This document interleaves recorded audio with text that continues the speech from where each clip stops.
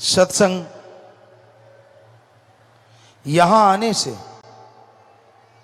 जन्मों जन्मों के पाप कर्म कट भी जाते हैं और पता भी नहीं चलता।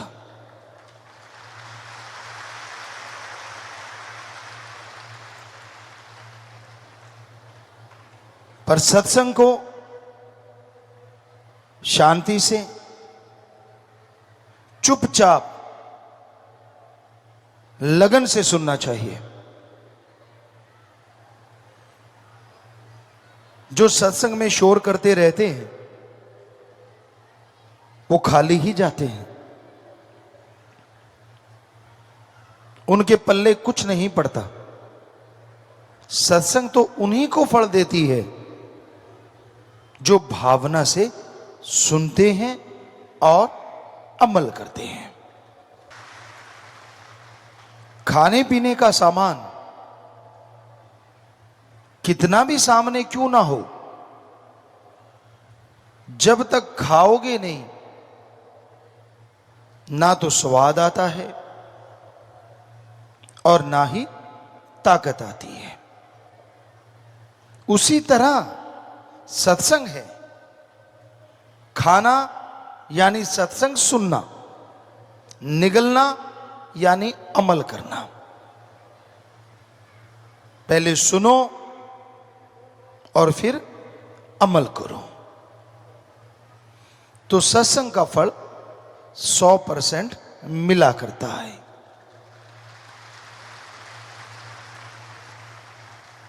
घोर कलयुग है, दूसरे शब्दों में भयानक से भयानक बुराई का समय।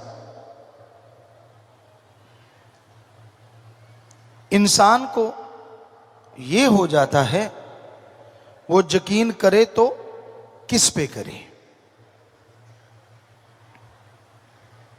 अच्छा कहे तो किसको कहे, क्योंकि खुद गर्जी इतनी बढ़ गई है, खुद गर्जी इतनी बढ़ गई है कि इंसान इंसानियत को छोड़ के शैतान बन रहा है।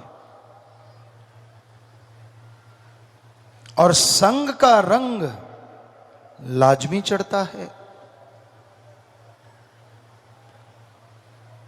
किसी का भी संग करो उसका असर आप पे जरूर आएगा। कहते हैं कोयले की खान में जाने से कालिक से बचा नहीं जा सकता,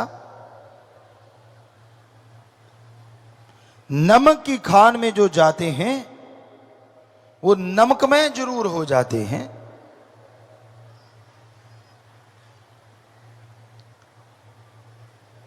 कोयल और काग एक जैसे लगते हैं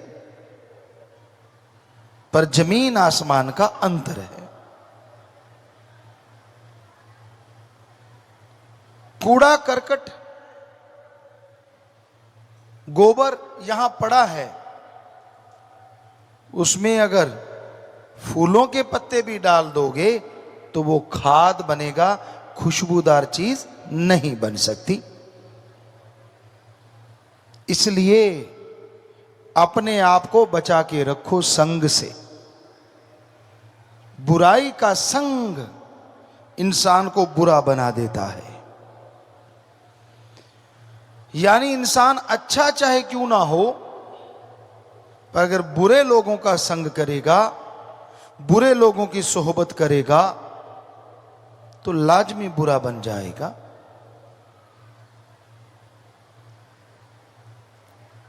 कड़वा पानी, खारा पानी धरती से निकलता है, कितनी भी चीनी डाल लो वो कड़वापन त्यागेगा नहीं। और दूसरी तरफ गंगा जल में कितनी बदबूदार शराब डाल दो वो गंगा जल ही कहलाता है।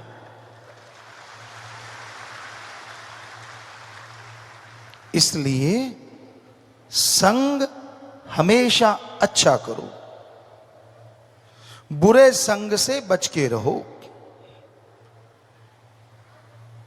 क्योंकि आदमी का मन चलायमान है, गतिशील है। ये एक जगह नहीं रुकता। काम वासना, क्रोध, लोभ, मोह, अहंकार, इन्हीं में घूमता रहता है, इन्हीं में चक्कर लगाता रहता है। इंसान बैठा कहीं और होता है और सोच कोई और चल रही होती है।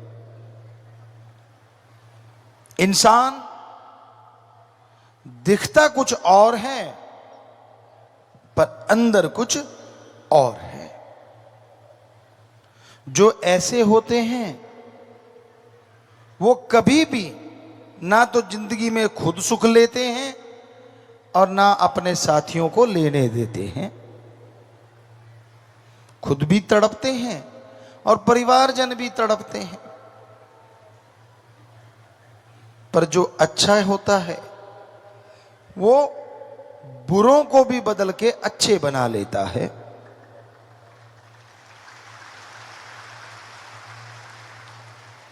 इसलिए संग सोहबत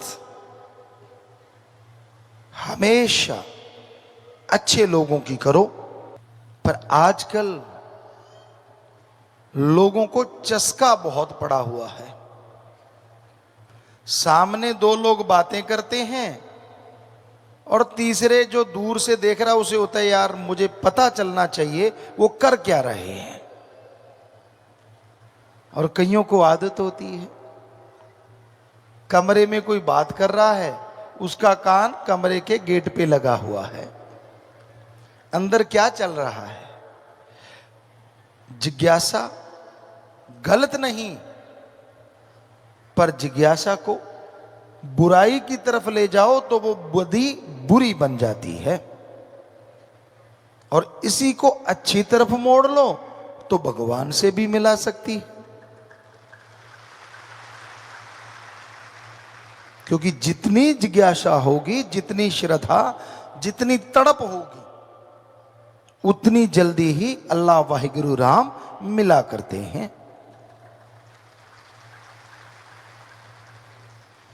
बिना तड़प के गाते रहो, बोलते रहो, सुनाते रहो। हमने सभी धर्मों में देखा, कईयों में देखा सज्जन सुना रहे होते हैं, मुंह जवानी सुनाते हैं, लेकिन उनकी निगाह भगवान अल्लाह राम पे नहीं होती। उनकी निगाह आने वाले हर इंसान के हाथ पे होती है। वो कितने चढ़ा रहा है, कहीं उठा के तो नहीं ले जा रहा। बड़ी हैरानी होती है। अगर वो पैसा ईश्वर का है तो कोई उठाएगा तो अंधा ना हो जाएगा। अगर वो ईश्वर का नहीं है तो तू उठाएगा तो वो उठाएगा, क्या फर्क पड़ जाएगा। लेकिन चिंता होती है कि भाई जोर मेरा लग रहा है, कोई और ही ना उठा के ले जाए। आजकल धर्मों की सच्ची बात लोग बताते नहीं, और बताते हैं तो खुद अमल कमाते नहीं। और जो खुद अमल नहीं करता उसकी बात का असर कभी किसी पे नहीं होता। पहले खुद अमल करना सीखो, फिर दूसरे को समझाते हुए अच्छे लगते हो। अगर दिए तले अंधेरा है तो दूसरों को रोशनी मिले ना मिले क्या फायदा। इंसान को अपने आप को सुधारना चाहिए। फिर बहुत ही अच्छा है अगर वो दूसरों के ऐब गुनाह छुड़वाने के लिए उसे सत्संग ले आए, अल्लाह वाहिगुरु राम के नाम से जोड़ दे।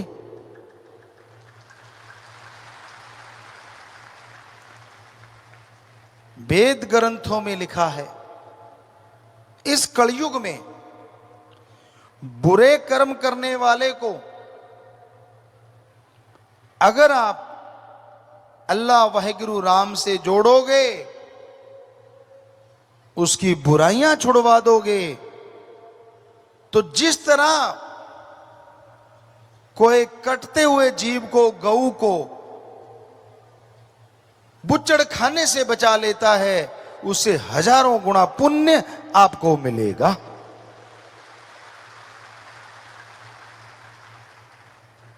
इसलिए जितना हो सके ज्यादा से ज्यादा ये कर्म कमाया करो। यानी आपके इर्द गिर्द जो नशे में धुत रहते हैं, जो बुराइयों से जुड़े हुए हैं,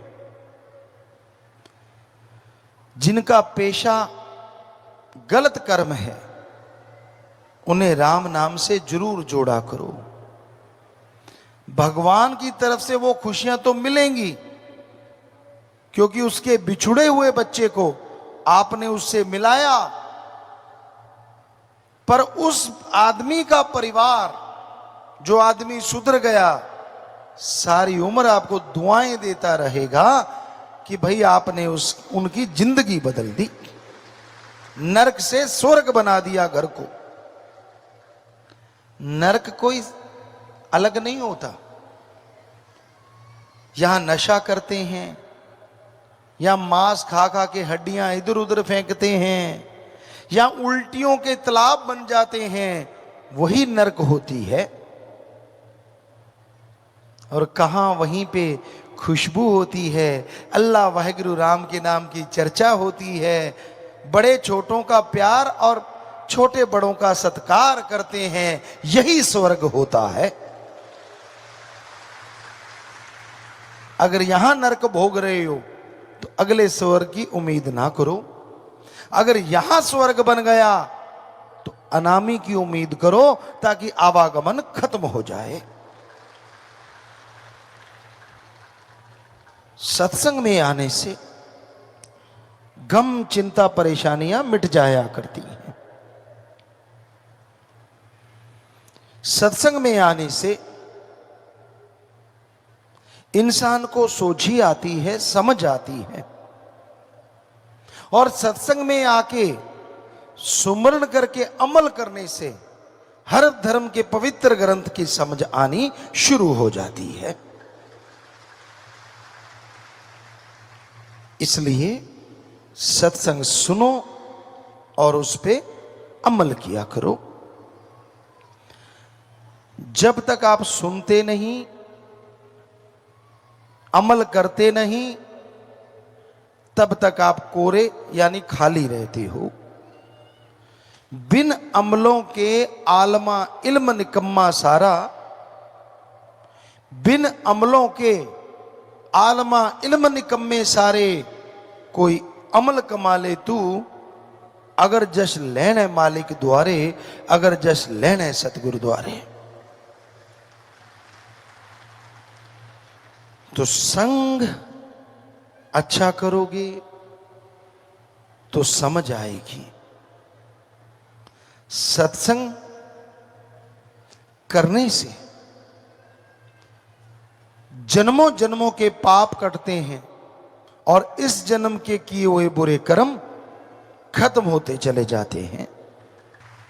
इसलिए राम नाम के पुजारी बनो, अल्लाह वाहिगुरु का नाम जपो, परम पिता परमात्मा से अव्वल प्रेम रखो, क्योंकि वो एक ऐसा यार है, उससे यारी लगा ली, आप छोड़ोगे तो भी वो आपको नहीं छोड़ेगा। और वो ऐसा पक्का दोस्त है, बेस्ट फ्रेंड है, यही नहीं अगले जहान में भी आप पे विपदा नहीं आने देगा। इसलिए गुरु संत पीर फकीर कहते हैं, कच्चों यानी जो कच्चे दोस्त हैं, जो बात बात पे रूठ जाते हैं, उनसे तोड़ और पकड़े से जोड़, यानी सतगुरु अल्लाह राम से जोड़ो। उससे अगर लिब लग जाती है, उसकी भक्ति इबादत में अगर लग जाते हो,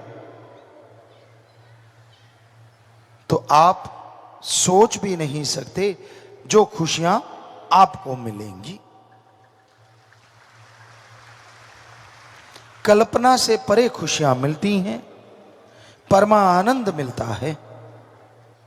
तो भाई हमेशा याद रखो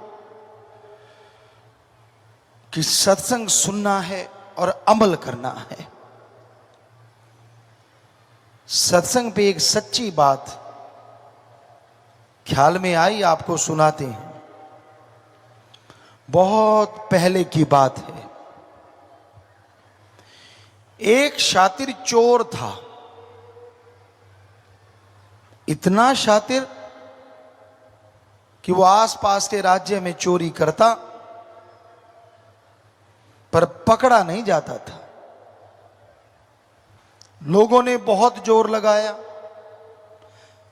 राजा महाराजाओं ने बहुत जोर लगाया, लेकिन किसी की समझ नहीं आया चोर कौन है।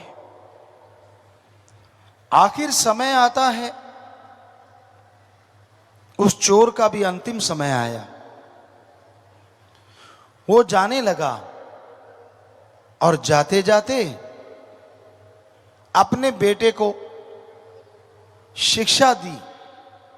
कहने लगा, बेटा चोरी के ये मंत्र हैं, और जब चोरी करो तो कभी भी माल अपने पास ना रखो, सबसे पहले सामान को खुर्द बुर्द कर दो, फिर चोरी कर ली तो कभी मानो ना, चाहे कुछ भी क्यों ना हो जाए।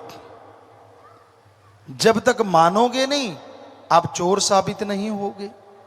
बेटा कहने लगा, ठीक है पापा, ठीक है पिताश्री, मैं ऐसा ही करूंगा। फिर चोर कहने लगा, रे एक बात तो रह गई। कहने लगा, कौन सी?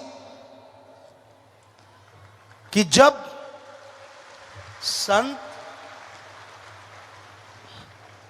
संत पीर फकीर की कहीं सत्संग हो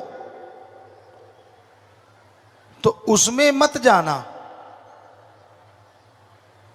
अगर चले भी गए तो संतों की बात कभी ना सुनना।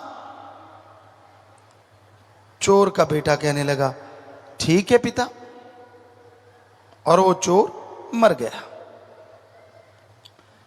अब चोर के बेटे ने चोरियां शुरू कर दी, पकड़ा नहीं गया। लेकिन एक दिन बादशाह का खजाना हीरे जवाहरात चुरा के भाग रहा था, तो सैनिकों की निगाह में आ गया। सैनिक पीछे पड़ गए, वो भाग रहा है। भागते भागते उसने देखा नगर में बड़ी धर्मशाला है और उसमें लोग बहुत जा रहे हैं, तो वो भी उनके साथ हो लिया। और पिता का बताया मंत्र, हीरे जवाहरात एक बहन को देख के ये भोली भाली लगती है, उसके बैग में डाल दिए और खुद सबके साथ अंदर जाके बैठ गया। जब अंदर जाके बैठा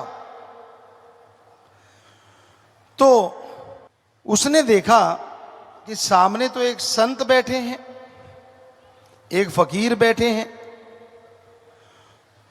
तो उसने अपने दोनों अंगुलियां कान के ऊपर रख ली, कहीं कान में कोई संतों की आवाज ना पड़ जाए। दबा के उंगलियां बैठ गया। पर अचानक आदमी की फितरत है, अगर आपको बोले ना कि उधर बहुत खूबसूरत कुछ है, कई तो अभी देखने लग गए। जिन्होंने नहीं देखा वो बाद में देखेंगे, अच्छा क्या था उधर। यानी जिधर से रोका जाए नेचुरली उधर ध्यान ज्यादा जाता है। तो चोर ने सोचा, यार ये संत ऐसा क्या करते हैं, लोग तो तालियां मार रहे हैं, बड़े खुश हो रहे हैं, मैं सुनूं तो सही। उसने कान से उंगलियां हटाई और संतों का वचन आया, देवी देवताओं के परछाई नहीं होती। इतना सुना कि तो अच्छा ये तो बोल रहे हैं, झट से कान बंद कर लिए। सत्संग समाप्त हुआ, चोर बाहर निकला, उसकी पहचान थी सैनिकों को, और सैनिक जैसे वो बाहर निकला उसको पकड़ के ले गए, राजा के दरबार में पेश किया गया। राजा ने पूछा, क्या इसके पास चोरी का सामान मिला? तब सबसे बड़ा सबूत यही होता था कि चोरी का सामान मिल गया तो चोर है। कहते जी वो तो नहीं मिला। कहते फिर किस आधार पे कहते हो? कहते जी हमने इसको खुद देखा है भागते सामान उठा के।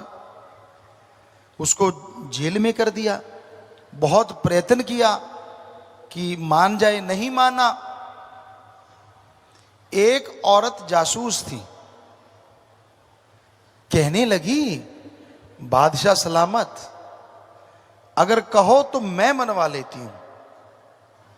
कहने लगे ठीक है। चोर अंदर कोठड़ियों में बंद है और अचानक क्या देखता है, गेट खुला है, धड़ाम से पहरेदार गिरे, दूसरा खुला, तीसरा खुला, सब गिर रहे हैं, और अचानक देवी मां आ रही है, 4 हाथ, वो जो देवी की आकृति दिलों में होती है, बिल्कुल वही देवी आ रही है। चोर हक्का बक्का रह गया कि ये तो मेरी श्रद्धेय है, इसको तो मैं अपनी इष्ट मानता हूं। देवी आई, चोर रोने लगा, ओ मां तू आई है, मेरी पूजा मैं करता रहा, तुझे याद करता रहा, देखो मैं यहां फंस गया, मेरा बुरा हाल है, मैं धन्य हो गया आपके दर्शन करके। तो देवी ने आशीर्वाद दिया, देवी माता ने, और बोलने लगी, बेटा मैं तेरे दुख हरने के लिए आई हूं, फिक्र मत कर, आज मैं तुझे बाहर ले जाऊंगी। अचानक चोर ने देखा देवी मां की परछाई नीचे से होती हुई दीवार के ऊपर तक जा रही है। चोर शातिर तो था, झट समझ गया।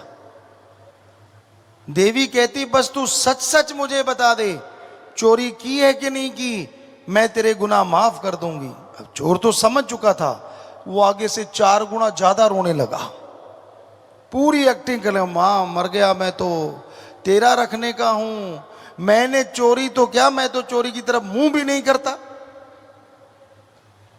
कहती बेटा देख ले वरना नरकों में जाएगा।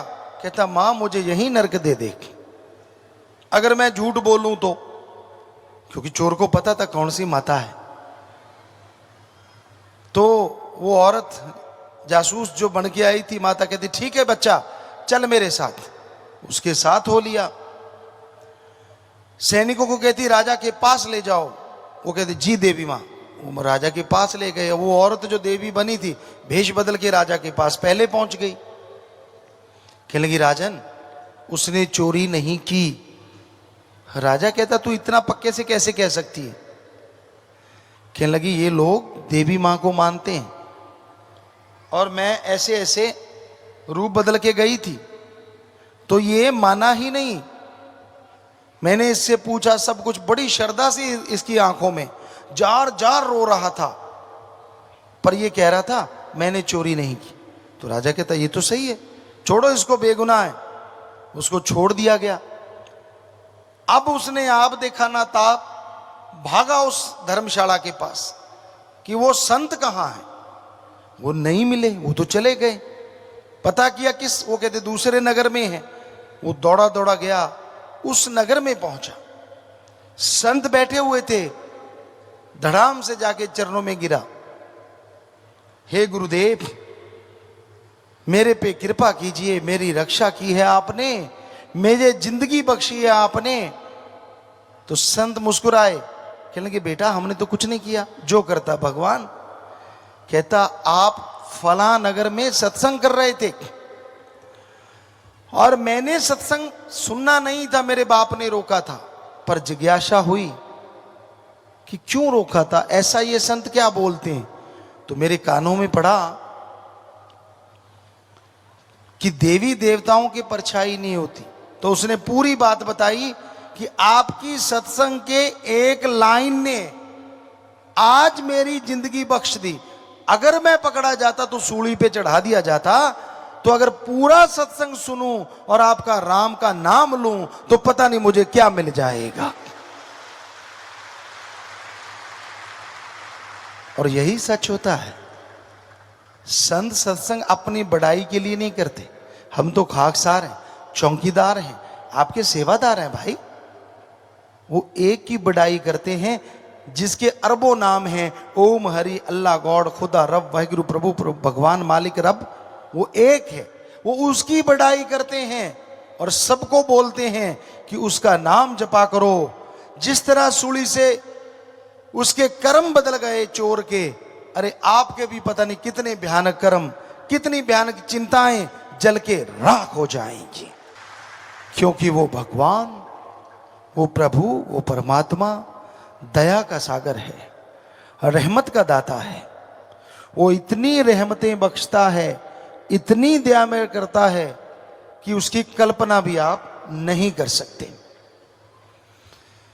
सुबह का सुमरन 2 से 5 का ब्रह्म मुहूर्त, अमृत वेला, the gods prayer time, early morning between 2 to 5, ये जो समय है, नासा साइंस केंद्र अमेरिका भी कहता है कि इसमें oxygen pure and more, oxygen शुद्ध होती है, हवा शुद्ध होती है और ज्यादा ऑक्सीजन रहती है। तो इसलिए वैसे समय तो यही बढ़िया है, पर जब जागो तभी सवेरा, जब जागते हो तभी सिमरन कर लिया करो भाई। पर कई तो सोते रात के 2 बजे स्कीम शुरू होती है कि सोएं क्या, 3-4 बजे जाके सोते हैं और सूरज बेचारा चीखे मारता है तब जाके उठते हैं, यानी दोपहर हो जाती है जब। तो ये अजीबोगरीब सोने का टाइम है, अजीबोगरीब ये कलयुग है। हमने तो कह के देख लिया बच्चों को, मतलब ही नहीं कि बदल जाएं। बारे शाह ना आदत जांदियां जी, भावें कट्टिए पोरियां पोरियां जी। चाहे मजाजी इश्क में कहा हो, पर कई लाइनें फिट बैठती हैं कई लोगों पे। कितना भी कह लो, कितना भी समझा लो, उनकी सुई वहीं की वहीं। बड़े बहाने होते हैं, बच्चे नहीं सोने देते। अच्छा, हमने तो बच्चे पाले नहीं ना, आप अलग से पाल रहे हो, ऊपर से टपके हैं क्या आपके वाले? माता जी से पूछ लेना कभी। हम बच्चे हमारे भी तो थे, लेकिन सही 7 बजे सारे खाना खाते थे, वो भी खाते थे। 9 बजे सब लोग सो जाते थे, वो भी सोते थे। 4 बजे हम लोग उठते थे, 5 बजे सुबह वो उठ जाया करते थे। आपके वाले कोई एलियन है क्या जो ऊपर दुनिया से आए हैं?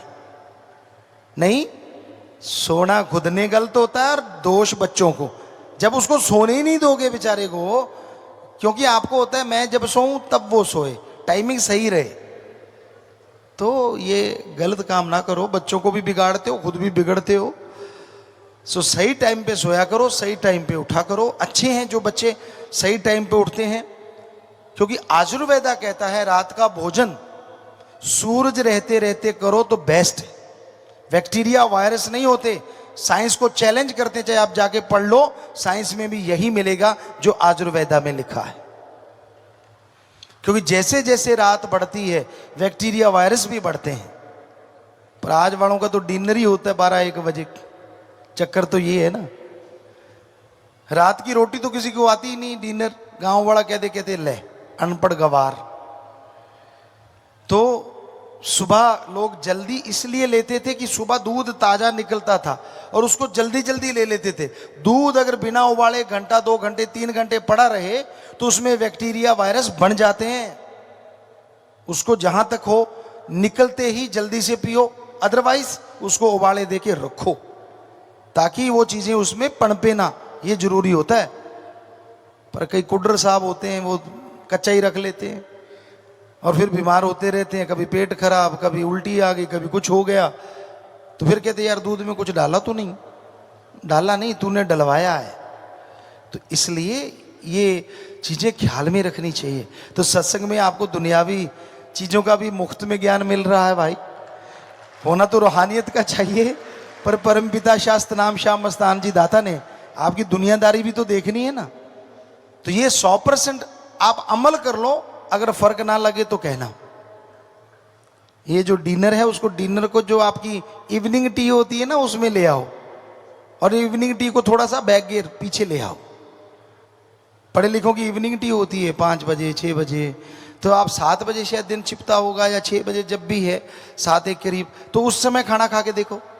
और सोने से पहले अगर फ्रेश दूध थोड़ा सा ले लिया जाए तो डाइजेस्ट के लिए, शरीर के लिए, बॉडी रिपेयर के लिए सबसे बेस्ट होता है, ये कहता है आयुर्वेदा।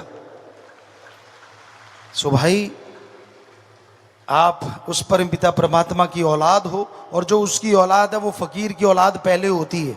इसलिए माँ बाप को अपने बच्चों का फिक्र होता है, हमें आपका फिक्र है, चाहे सफेद दाढ़ी है आपके चाहे काली है, हमें आपका फिक्र है। आपको कोई रोग ना लगे, आपको कोई परेशानी ना आए, आपको कोई टेंशन ना आए, आपको कोई तकलीफ ना आए, हमेशा यही ख्याल रहता है।